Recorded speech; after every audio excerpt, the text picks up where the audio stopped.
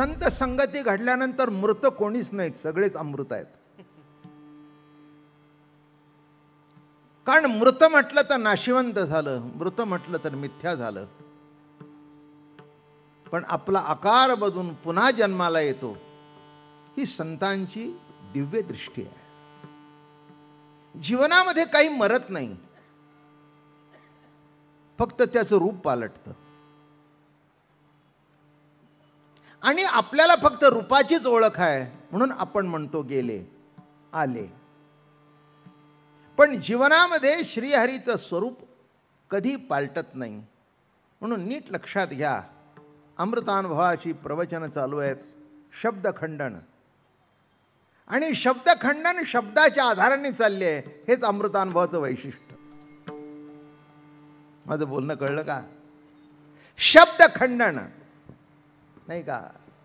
आज एकादशी आहे, बरीच मंडळी नाविन्याने येतात. यातला एक 10-15% समाज तरी आज नवीन असतो, बाकीचं रोज येणारी असतातच. पण एकादशी म्हणून रोज यायला माणसांना जमत नाही, कल्पना आहे. पण इथली मंडळी फारच सातत्याने येतात बुवा. लांबून लांबून एक महिना येणं प्रवचनाकरता ही काही सोपी गोष्ट नाही आहे. याच्यातून तुम्हाला ज्ञानोबारायाची, तुकोबारायाच्या वाङ्मयाची, बोधाची आवड किती आहे हे दृष्टीला पडतं. हे वैशिष्ट्य आहे. खाण्याची आवड सगळ्याला आहे, पिण्याची आवड सगळ्याला आहे, जगण्याची आवड सगळ्याला आहे, सुखाची आवड सगळ्याला आहे. पण सुख कशाने मिळतं त्याच्याजवळ जात नाही. बोलणं कळलं का? सुख जरी पाहिजे असलं तरी जिथे सुख मिळतं तिथे जात नाही, दुःख मिळतं तिथे जातो आणि मागतो सुख. बघा नाही का? मागता काय? सुख. जाता कशाच्या जवळ? एअर कंडिशनच्या हवेची अपेक्षा करावी आणि चुलीजवळ जाऊन बसावं. अर्थात ती सुद्धा एक प्रकारची एअर कंडिशनिंगच आहे. एअर कंडिशन शब्दाचा अर्थ थंडच असं नव्हे, गरमी सुद्धा कंडिशनच आहे. ज्ञानेश्वर महाराज अमृतानुभव जगले आणि तो अमृतानुभवाची प्रेम प्रतिती पंढरीच्या वारीमध्ये त्यांना प्रगट झाली. बरं का? कोणची गोष्ट ज्ञानात असून भागत नाही, त्या ज्ञानाची प्रतीती येणं महत्वाचं आहे. ज्ञानात असणं हे अव्यक्त आहे आणि समोर येणं हे प्रतीती येणं आहे. म्हणून रवी दीप दाखवतो. काय दाखवतो? दिसतं ते दाखवतो. संत ज्याच्याने दिसतं तो दाखवतात. माझं बोलणं कळलं का? हे प्रकाश आहे, जे दिसतंय ते दाखवतंय. पण ज्याच्याने दिसतंय ते दाखवतो का? नाही. ज्याच्याने दिसतंय ते दाखवत नाही. रवी दीप हिरा दाविती देखणे, पण अदृश्य दर्शने संतांची. प्रत्येकाच्या अंतःकरणामध्ये परमात्मा इथे भरून आहे. इथे असला तरी मानत नाही. आता किती जवळ यावं म्हणजे मानाल? सर्वांच्या हृदय देशी मी अमुक आहे ऐसी, जे बुद्धी स्फुरे आरनिशी ते वस्तुगामी. सर्वांच्या हृदयामध्ये मी वस्ती करून आहे, म्हणून त्याला हृदयस्थ म्हणतात. शब्द किती सुंदर आहे. हृदय ज्याच्या सत्तेने चालतं.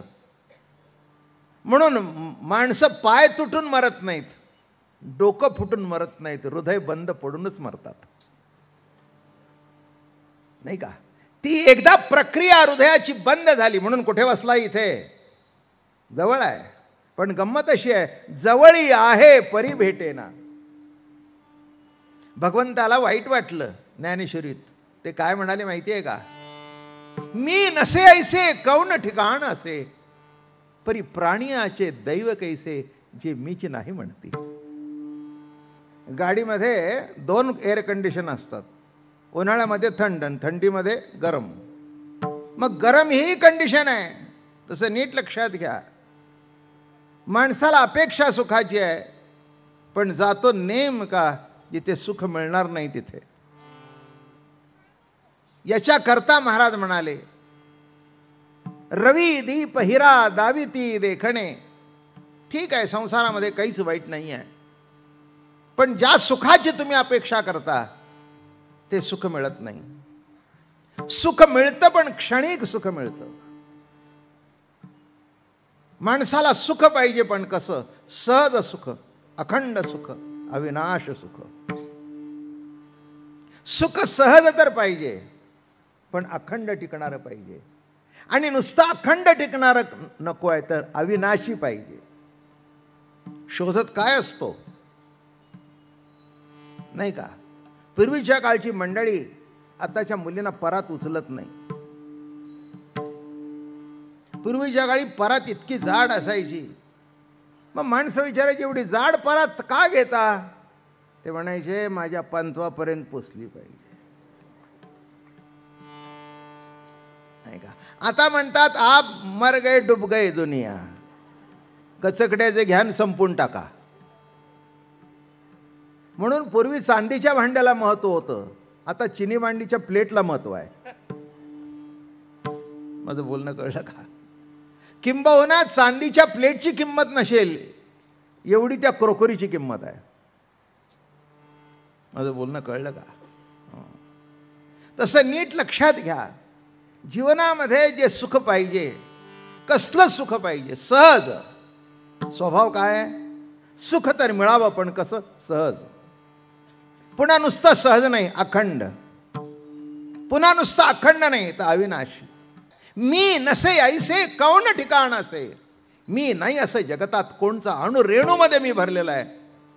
पण माणसांच्या अंतःकरणामध्ये अणु इतकी माझी प्रतीती येत नाही. काय करावं या माणसाला? काय माणूस मी एवढ्या करता निर्माण केला, जनावरं निर्माण केली, पण त्या जनावरांना सुद्धा कळेना आम्ही जनावर आहोत. माझं बोलणं कळलं का? जनावरांना तरी कळतं का आम्ही जनावर आहोत? ते तुम्हाला कळतं म्हणून तुम्ही माणूस.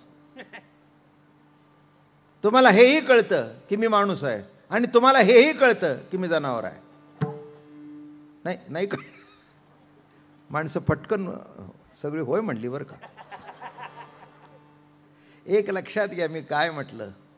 अहो माणसासारखं वागायला पाहिजे तर वागला नाही तर माणसंच तुम्हाला म्हणतात. माणूस आहेस का हैवान आहेस? माणूस आहेस का जनावर आहेस? म्हणजे माणसासारखा वागला नाही तर जनावरच. म्हणून नीट लक्षात ठेवा. सिंहालाही कळत नाही मी सिंह आहे, घोड्यालाही कळत नाही मी घोडा आहे, पण तुम्हाला कळतं हा घोडा आहे, हा सिंह आहे, हा वाघ आहे, हा अमका आहे, हा अमका आहे, अमका आहे. हे कळतं तुम्हाला आणि शेवटी तुम्हालाही कळतं मी माणूस आहे आणि शेवटी कळतं मी जीव आहे आणि कालांतराने कळतं मी ब्रह्म आहे. ही सर्व क्षमता तुम्हालाच दिली आहे, बाकी कुणाला नाही. माझं बोलणं कळलं का? पण एवढी क्षमता देऊन सुद्धा त्या क्षमतेचा उपयोग न करता नको तिथे पैसा खर्च करतो. मुलांच्या हातामध्ये नको त्यावेळेला पैसे आले की ते नको तिथे खर्च करतात. महाराज सातारला राहत होते, आम्ही सातारकरच आहोत, तेव्हा निळा सांगायची काही गरज नाही. त्यांचा एक कासार मित्र होता. कधीतरी फिरायला गेल्यानंतर त्या कासाराच्या दुकानात जाऊन बसायचे. मग तिथे एक मनुष्य आला, म्हणाला काका मला एक तांब्या द्या. मग त्यांनी तांब्या काढला. त्यावेळेला काय रुपया दीड रुपया. काय तांब्या देता का म्हणला. काय दुसरा काढा म्हणला. दुसरा काढला, जरा वजनदार. नाही काही बरोबर नाही म्हणला, पडला तर टचका पडेल. अजून दुसरा काढा. मग त्यांनी जरा जोडाचा काढला. अरे म्हणला जोडाचा काय काढतो, अखंड काढ ना. जोडातून कधीतरी पाणी गळेल, अखंड काढ.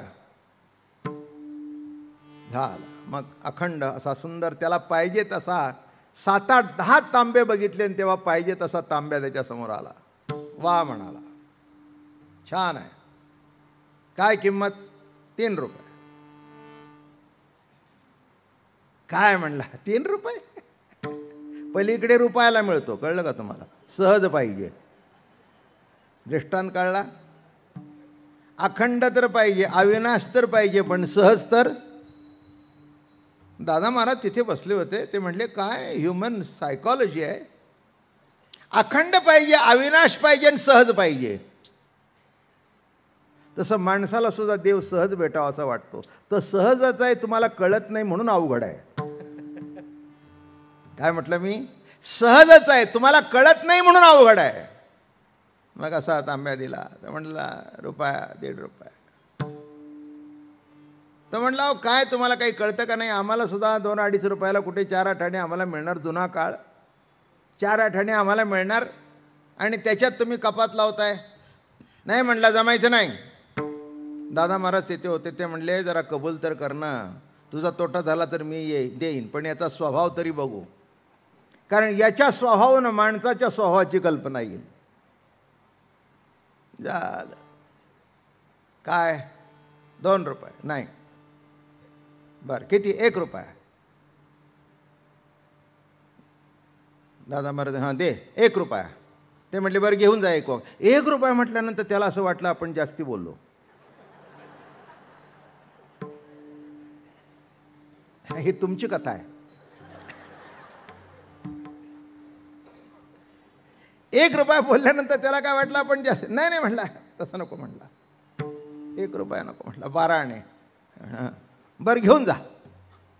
ज्या अर्थी म्हणला एवढ्या स्वस्तात दिसतोय त्या अर्थी काहीतरी भानगड असली पाहिजे.